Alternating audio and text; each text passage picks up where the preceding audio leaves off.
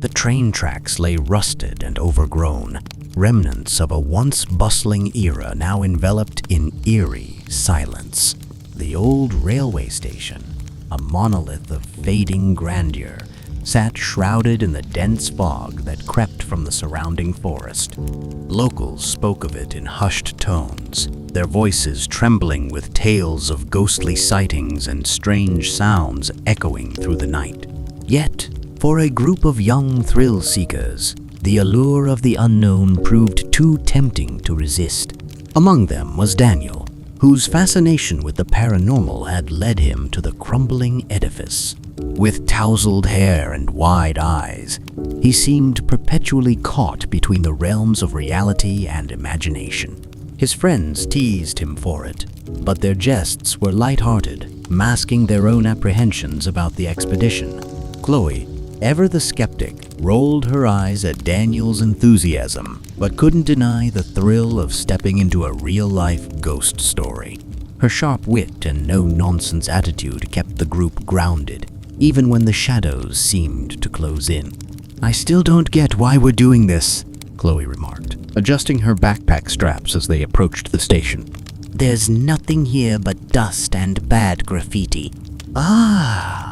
But it's not about what's there, Chloe," Daniel countered, a sly grin on his face. "It's about what might be. Aren't you the least bit curious?" "Curious, yes. Stupid, no," she retorted, though she followed him through the cracked entrance. Brandon and Elise, a couple known for their contrasting personalities, trailed behind. Brandon's muscular frame and booming laughter belied a deeply cautious nature, often serving as a counterbalance to Daniel's impulsiveness. Elise, on the other hand, thrived on the thrill of danger, her playful nature often leading them into mischief. Together, they formed a perfect storm of energy and excitement. "Remember, the stories say this place is haunted by the ghost of a station master," Elise whispered conspiratorially, nudging Brandon. "Lost his life here under mysterious circumstances." "Yeah, mysterious as in a train crash," Chloe quipped, dismissing the notion with a wave of her hand. "Accidents happen. Accidents don't leave behind ghosts," Daniel replied, a hint of seriousness creeping into his voice. "At least, not happy ones."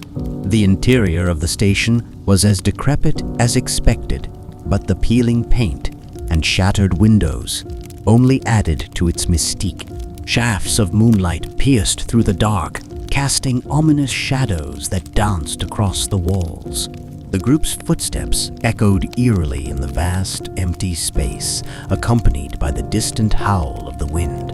They moved cautiously, their flashlights slicing through the gloom as they explored forgotten corners and dust-covered benches. Each creak of the floorboard sent shivers down their spines, and the air was thick with an unshakable feeling of being watched. Chloe paused, feeling a chill race up her arm. "Did you hear that?" she asked, her voice barely above a whisper. Brandon shook his head, though his eyes darted nervously around the room. "Probably just the wind," he suggested, trying to sound nonchalant. "Wind doesn't sound like footsteps," Elise pointed out, her voice trembling slightly. Their banter was interrupted by a loud crash, the sound of something heavy falling in the distance. The group froze, fear etched into their faces as they exchanged glances. "All right, jokes aside, that wasn't the wind," Daniel said, his heart racing with a mix of fear and excitement. "Maybe someone else is here," Brandon suggested, though he didn't seem convinced. "Let's check it out." Reluctantly, they followed the source of the noise, their footsteps slow and deliberate as they navigated the narrow corridors. The air grew colder and an unsettling tension hung over them like a cloud. As they rounded a corner, they stumbled upon a room filled with old railway equipment, discarded lanterns, rusted switches, and faded timetables. Yet, what caught their attention was an old desk, papers strewn haphazardly across its surface, as if disturbed by an unseen hand. "Looks like someone's been here recently," Daniel mused, picking up a yellowed ledger. Chloe scanned the room, her flashlight falling on a dusty portrait hanging crookedly on the wall. The face of a stern man stared back at them, eyes hauntingly lifelike despite the passage of time. "Who do you think that is?" Elise asked, stepping closer to examine the image. "That," Daniel replied, a chill running down his spine, "is the station master." The revelation hung in the air, a palpable reminder of the stories they had heard. The atmosphere seemed to shift, the shadows deepening as a sudden, inexplicable sense of dread settled over them. Brandon frowned, sensing something was amiss. "Guys, I think we should leave," he said, his voice laced with concern. "This place doesn't feel right." But before anyone could respond, the temperature dropped sharply and the lights flickered ominously. A whisper echoed through the room, indistinct but undeniably present, sending their hearts into overdrive. "Who's there?" Chloe called out, her voice cracking with fear. The only response was a low, mournful wail that seemed to emanate from the very walls themselves. The group huddled together, adrenaline coursing through their veins as they tried to rationalize the encounter. "Must be a draft or something," Elise suggested weakly, though her eyes betrayed her uncertainty. "Yeah, a draft that sounds like a ghost," Daniel shot back, though he couldn't suppress a grin. "This is incredible. Incredible or not, I don't want to stick around to find out," Brandon insisted, taking a step towards the exit. Suddenly, the door slammed shut, the sound reverberating like a gunshot. Panic erupted among them as they realized they were trapped, the eerie whispers growing louder and more insistent. "We need to get out of here," Chloe urged, her voice tinged with desperation. Now, their fear reached a fever pitch as they frantically searched for another way out. The windows were boarded up, the walls unyielding in their confinement. Just when hope seemed lost, Daniel's flashlight flickered over an old trapdoor hidden beneath a tattered rug. "This way," he shouted, pulling the rug aside to reveal the narrow passage. Without hesitation, they descended into the darkness, the oppressive atmosphere closing in around them. The air was damp and musty, and the sound of dripping water echoed ominously through the space. As they navigated the labyrinthine tunnels, the whispers persisted, growing clearer and more distinct. A sense of purpose infused the spectral voices, as if urging them onward towards an unknown destination. "What do they want?" Elise asked, her voice a tremulous whisper. "I don't know," Daniel replied, his excitement tempered by genuine fear. "But I think we're about to find out." With each step, the tension mounted and an inexplicable sense of familiarity washed over them. The path led them deeper into the bowels of the station, and before long, they found themselves in a cavernous chamber, its walls adorned with strange symbols and markings.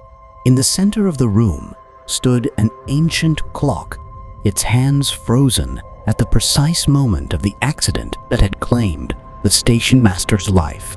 A chilling realization dawned on them, the pieces of the puzzle falling into place with eerie clarity.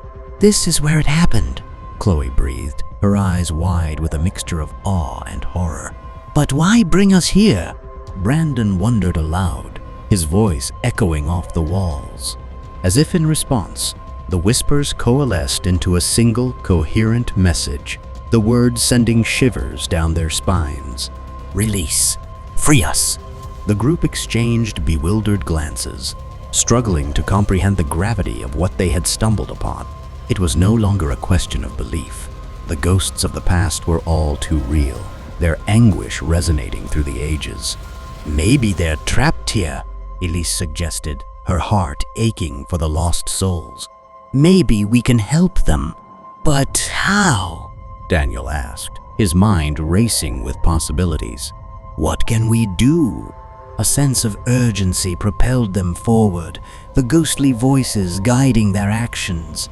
Together, they worked to unravel the mystery of the symbols, piecing together a story of betrayal, loss, and unfulfilled promises. Hours passed as they labored in the dim light, the weight of their task growing heavier with each revelation. The truth they uncovered was both heartbreaking and terrifying, a testament to the enduring power of the human spirit, even in death. Finally, with the last piece of the puzzle in place, they stood back, breathless and hopeful. "Did we do it?" Chloe asked, her voice barely above a whisper. The room was silent, the air charged with anticipation. Then, slowly, the oppressive darkness lifted and a warmth spread through the chamber, banishing the chill. The ghosts were free. A sense of profound peace settled over them, the knowledge that they had done something truly extraordinary, filling them with wonder. As they made their way back to the surface, the whispers faded into silence, leaving behind only echoes of gratitude. Emerging into the dawn light, they found the station transformed. The once haunting shadows were gone, replaced by a serene beauty that spoke of renewal and hope. Their adventure had come to an end, but the bond they shared would last a lifetime, a testament to the power of friendship and the enduring mystery of the unknown.